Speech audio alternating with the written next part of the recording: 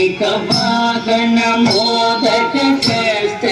चामर कर्ण विलम्बित सूत्र वामन रूप महेश्वर पुत्र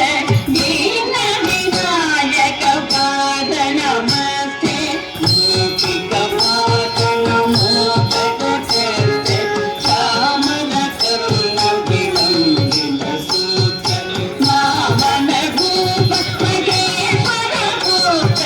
दीन विनायक पाद नमस्ते दीन विनायक पाद नमस्ते